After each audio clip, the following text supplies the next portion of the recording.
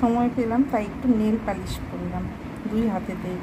এটা বাঁ হাতে আর আরেকটা করেছি ডান হাতে। কালারটা আমার খুব পছন্দের কালার।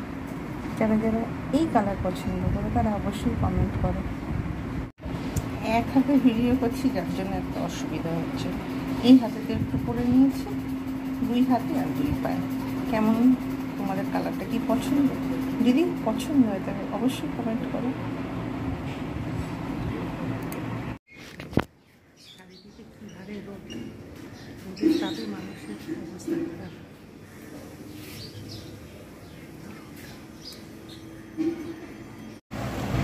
একটু আগে চান করেছি, চান করানোর সময় আর ভিডিওটা করা হয়নি, কারণ তখন এতটাই ব্যস্ত ছিলাম যে ওই দিকে যদি ভিডিও করতে যাই তাহলে আমার আবার অন্য কাজ হবে না।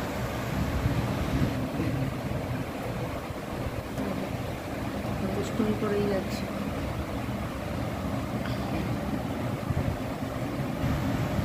আর আরেকজন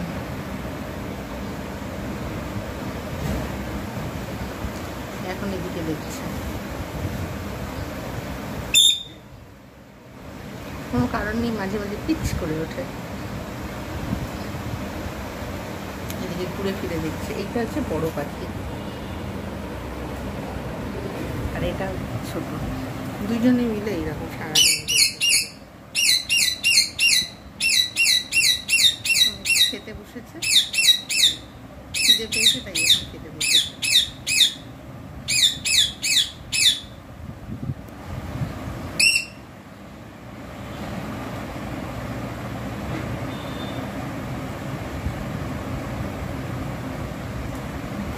আর এখন ছোটাছুটি করছে, চেঁচাচ্ছে, বিব্রত হচ্ছে, এখন এই কাণ্ড করছে।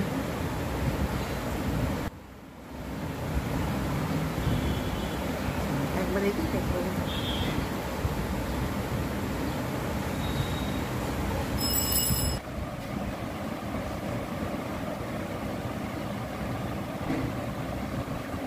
দেখছে এদিকে,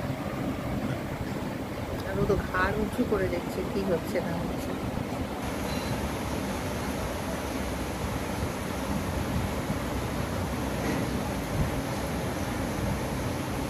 অনেক গরম পড়েছে যার জন্য এরা অস্থির হয়ে উঠছে মাঝে মধ্যে। রাত্রে এবারে পেয়ারা খেতে বসেছে,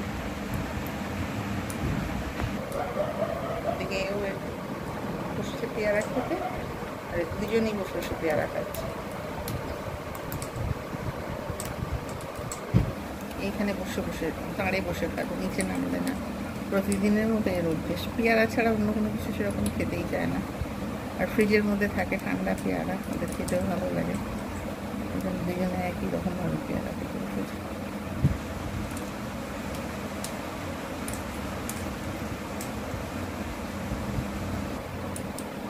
রাত্রেবেলায় ঘুমোচ্ছিল ওরা, ঘুম থেকে উঠে এখন পেয়ারা খাচ্ছে, মানে মাঝে রাতে খিদে পাবে যার জন্য।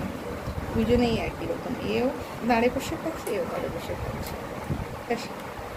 আজকের পাখিদের নিয়ে ভিডিওটা এতটা পর্যন্ত। এতক্ষণ ওরা ঘুমোচ্ছিল, লাইটটা জ্বালতেই একটু জেগে জেগে উঠেছে, এও ঘুমোচ্ছিল। দুজনের ঘুমানোর অবস্থা, ঘুমন্ত অবস্থা দুজনে এরকম থাকে, কোনো সারা শব্দ নেই। খুব জোর এখনও এর চোখে ঘুম আছে, দেখলেই বোঝা যাচ্ছে। অনেক গরম পড়েছে যার জন্য এর ঘুম অনেক বেশি দরকার। চান করিয়ে দিলেই ঘুমোতে থাকে। ওই দুজনে মিলে এবার একটু ডাকতে শুরু করেছে, এবার একটু ওদের খেতে দেওয়া হবে রাত্রেবেলা, নাহলে সারাটা রাত তো খালি পেটে থাকতে পারে না। বনের পাখি হলে তারা ঠিক ছিল, কিন্তু এগুলো যেহেতু ঘরোয়া পাখি তাই এদের খেতে দিতেই হবে।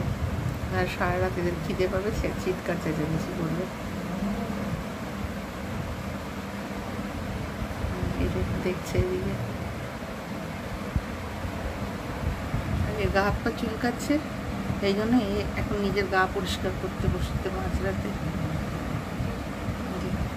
দুজনে। এখন দেখছে কি করা যেতে পারে, আর এখন নিজের গা পরিষ্কার করছে। দুজনের দুই কাজকর্ম। লাইটটা জ্বাললেই ব্যাস এরা এইরকম, এদের কাণ্ড কারখানা।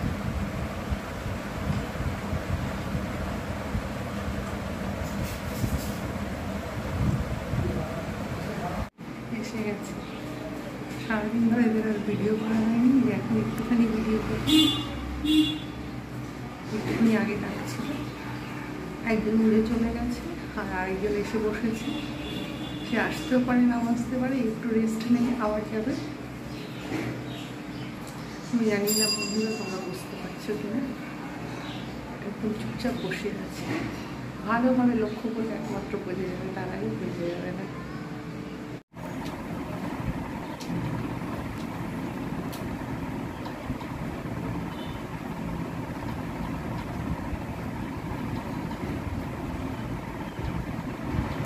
এই ওয়ার্ডটা আমার মাথায় এলো, তাই আমি এই ওয়ার্ডটাই আমি লিখে দিলাম। আবার তো দেখা যায় যেরকম ওয়ার্ড আসবে ওগুলোকে সাজিয়ে বুঝিয়ে লিখতে হবে। দেখা যাক কী আসে, যেমন সাজিয়ে উঠে এরকম ওয়ার্ড এসেছে তাই আমি এরকম লিখেছি। দেখা যাক আমি এখানে যদি তোমার পজিশন ফার্স্ট রাউন্ডে সেকেন্ড এসেছে, তাই আমি আবার ফের এরপরের রাউন্ডে আমি যেতে পারবো। বেশ, আমি এই রাউন্ডে চলে এলাম। দুজন ওই দুটো ছিল, দুজন এলিমিনেট হয়ে গেল। প্রথম রাউন্ড থেকে দুটো পার্ট হয়, ফার্স্ট পার্ট সেকেন্ড পার্ট। এবার আমি এখানে আবার দেখা যায় কী কী এখানে আসে, এটাগুলো দেখা যায়। তাতে আবার করে এটা আসে। আমার মাথায় এই ওয়ার্ডটা এলো, আমি এই ওয়ার্ডটা লিখেছি। কতগুলো লেটার থাকে, লেটার থেকে একটা ওয়ার্ড তৈরি করতে হয়। যখন ভালো লাগে না একটু গেম টেনশন ফেলে আবার দেখা যায় আমার এসেছে, এইটা মাত্র এসেছে, তাই আমি এইটা লিখেছি এই ওয়ার্ডটা। আবার নেক্সটে দেখা যায় কি আমার ওয়ার্ড আবার থেকে কী কতগুলো লেটার দেবো, সেই লেটার থেকে আমি একটা ওয়ার্ড আবার কী মাথায় আসে আমি দেখতে হবে। চলে এলো এই ওয়ার্ডটা আমার মাথায়, অনেকগুলো লেটার ছিল, এইটাই এলো তাই আমি এটাই লিখে দিলাম। এবারে দেখা যাক কীরকম স্কোরটা আসে। আমার এসেছে ফাইনাল রাউন্ডে এসেছে সেকেন্ড স্কোর, কিন্তু এটা জাস্ট গেম, এটা একটা এনজয়। এটা কে কী পজিশন পেলো সেটা বড় কথা নয়, এটা জাস্ট এনজয় করা এবং এন্টারটেইন করা যাকে বলে। আর অনেক স্ট্রেস থাকলে সারাদিন হয়তো যারা না ঘুমায় পয়সা ছাড়া এইরকম গেম অবশ্যই খেলতে পারে। ফেসবুকে খুলে কারোর সঙ্গে কথা না বলে, কোনো ছুট ঝামেলা না করে এরকম খেলা যেতেই পারে। শুভ সন্ধ্যা বন্ধুরা, আমি চা আর চিড়ে ভাজা নিয়ে বসেছি।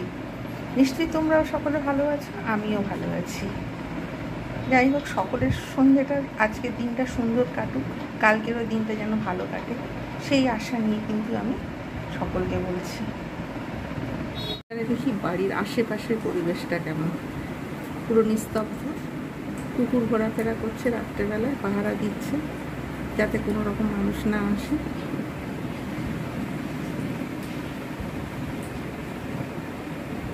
প্রতিদিনের মতো আমি একটু খেয়ে দিয়ে উঠে একটু জানলায় দাঁড়ানো আমার অভ্যেস। তখন মনে একটু ভিডিও করি। এই সময় তো একদম চারিদিকটা ফাঁকা থাকে, অন্য সময় লোকজন ভর্তি থাকে, আর এই সময়টা একদম লোকজন কিচ্ছু থাকে না, যার জন্য এই সময় একটু ভিডিও করাটাই ভালো। তারপরে দেখতেও সুন্দর, ওদিকে আলোটা নীল, ল্যাম্পপোস্টের যে আলোটা, আমাদের এই দিকটা যেমনি হলুদ ওই দিকটা আবার তেমনি নীল, দেখতেও সুন্দর লাগে। তারপরে চারিদিকটা যেহেতু নিস্তব্ধ তাই ভালো লাগে, যার জন্য আমি একটুখানি রাত্রেবেলায় একটু ভিডিও করে নিই, দিনের বেলায় করা যায় না। তাই প্রচুর গরম পড়েছে, মানুষ বৃষ্টির অপেক্ষায় থেকে থেকে বৃষ্টির কোনো আশা নেই। মানুষের মনে দুঃখ যে কেন বৃষ্টি হচ্ছে না। হাওয়া থাকলে গাছের পাতাগুলো একটু নড়ে, বাইরে কোনো হাওয়া নেই, বাইরে পতাকাটা নড়ছে একটু, খুব হালকা হাওয়া। আর এই গাছগুলো যে একটু সবে হাওয়া হচ্ছে বলা মাত্র। আর এখানে যে মানি প্ল্যান্টের গাছটা আরেকটু আস্তে আস্তে বড় হচ্ছে। প্রচুর গরম, রিমোট, রোজই হাওয়া হচ্ছে, বৃষ্টি হবে, বৃষ্টির কোনো সম্ভাবনাই নেই। গাছেদের অবস্থা এরকম কাহিল, মানুষের অবস্থা কাহিল। পরমাত্মনে নমঃ। প্রথম অধ্যায় অর্জুন বিষয় যোগ ধৃতরাষ্ট্রবাচ ধর্মক্ষেত্রে কুরুক্ষেত্রে সমবেতা জিজুৎসভা মামক্ষা পাণ্ডবাশ্চৈব কিমপূর্বত সঞ্জয় সঞ্জয়বাচ দৃষ্টতু পাণ্ডবানী কঙ্গুহং দুর্যোধনস্তদা আচার্যং প্রসঙ্গম রাজা বচনমব্রবীৎ পশ্যৈতাং পাণ্ডুপুত্রানামাচার্য মহতিং চমুং বুঢ়ং দ্রুপদা পুত্রেণ তব শিষ্যেন ধীমতা অত্রসুরা মহিষাসা ভীমার্জুন সমাধিরি যুযুধান বিরাটষ্ট দ্রুপদশ্চ মহারথ। আজকের আমি বানাবো পাঁপড়ের ঝাল। এখানে মশলা পাঁপড় টুকরো টুকরো করে কেটে নিয়েছি। এখানে নিয়েছি আদা বাটা, জিরে বাটা, লঙ্কা গুঁড়ো, হলুদ গুঁড়ো। ওটা জল দিয়ে যখন ইয়ে করবো মানে রান্নাটা করবো তখন কিন্তু এর মধ্যে একটু জল মিশিয়ে নেবো। আর এখানে নিয়েছি টুকরো টুকরো করে কেটে রাখা আলু। ফ্রাইং প্যানটা বসিয়ে দিয়েছি, গরম হলে এতে তেল দিয়ে দেবো। বোঝা যাচ্ছে তেল গরম হয়ে গেছে, সুতরাং আমি এর মধ্যে এবারে কেটে রাখা পাঁপড়গুলো আমি দিয়ে দেবো। অতিরিক্ত ভাজবো না, আবার একেবারে কাঁচাও রাখবো না। এটাই হচ্ছে রান্নার পাঁপড় যেমন হয় সেই রকমভাবে অল্প অল্প করে আস্তে আস্তে সুন্দরভাবে ফ্রাইং প্যানে এপিট ওপিট করে ভেজে নেবো। ভেজে নিয়ে তারপরে দেখাচ্ছি। দেখা যাচ্ছে সুন্দরভাবে ভাজা হয়ে গেছে। আমি এবার এগুলো সব তুলে রেখে দেবো। এবারে আমি এর মধ্যে আলুগুলো দিয়ে দেবো, দিয়ে রাখবো। যতক্ষণ পর্যন্ত কিছুটা পরিমাণে লাল না হয় ততক্ষণ পর্যন্ত কিন্তু আমি এগুলো সুন্দরভাবে ভাজতে থাকবো, লাল হওয়া পর্যন্ত। এখন ভাজবো, লবণ দিয়ে ভাজবো, হলুদ দিয়েও ভাজবো এবং হলুদ দিয়ে ভেজে তারপর এটা আমি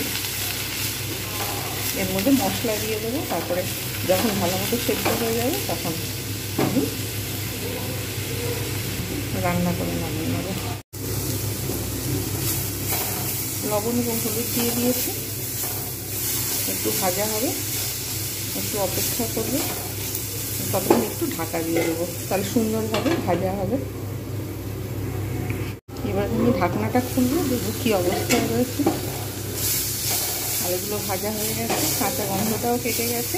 এবারে আমি ধনে, জিরে, লঙ্কা, হলুদ, আমি আদা যে আমি পেস্ট আমি যেটা রেখে দিয়েছিলাম সেইটা আমি এর মধ্যে এবারে দিয়ে দেবো।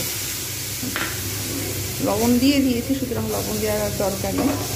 এটা কিছুক্ষণ নাড়বো, নেড়ে তারপর মশলার যে কাঁচা গন্ধটা রয়েছে সেটা যতক্ষণ পর্যন্ত না যাবে ততক্ষণ পর্যন্ত আমি নাড়বো। নেড়ে একটু ঢাকা দিয়ে দিই, দেখবো এবার কী অবস্থায় রয়েছে। মশলা ভালোভাবে কষা হয়ে গেছে, সব ঠিকঠাক হয়ে গেছে। এবার এতে আমি পরিমাণ মতো জল ঢেলে দেবো। যতক্ষণ পর্যন্ত না আলুটা সিদ্ধ হয় ততক্ষণ পর্যন্ত এরকম একটু ফুটতে থাকবে। তারপরে যখন একটু ঝোল ঝোল রাখবো, ভাত খেতে না হলে অসুবিধা হবে, তাই একটু বাদে পাঁপড়টা দেবো। এখন পাঁপড় দিলে গলে যাওয়ার সম্ভাবনা থাকবে, তাই আমি এখন পাঁপড়টা দেবো না। তাই এখন ঢাকা দিয়ে 3-4 মিনিট ফুটতে রাখবো। ফুটুক, একটু পরে আবার ফিরে আসছি। এখন আমি দেখব আলুগুলো কতটা পরিমাণে সেদ্ধ হয়েছে। যদি সেদ্ধ হয়ে যায় তাহলে আমি এর মধ্যে পাঁপড়গুলো ঢেলে দিয়ে দেবো। পুরো সিদ্ধ হয়ে গেছে, এর মধ্যে আমি এবারে পাঁপড়গুলো ঢেলে দেবো। পাঁপড়গুলো এর মধ্যে ঢেলে দেবো।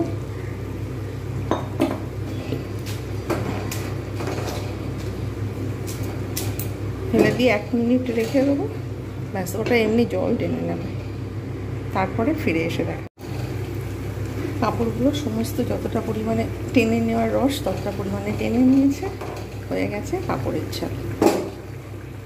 তৈরি হয়ে গেল পাঁপড়ের ঝাল। কারা কারা আমার মতো পাঁপড়ের ঝাল পছন্দ করো অবশ্যই কমেন্ট বক্সে লিখতে ভুলো না।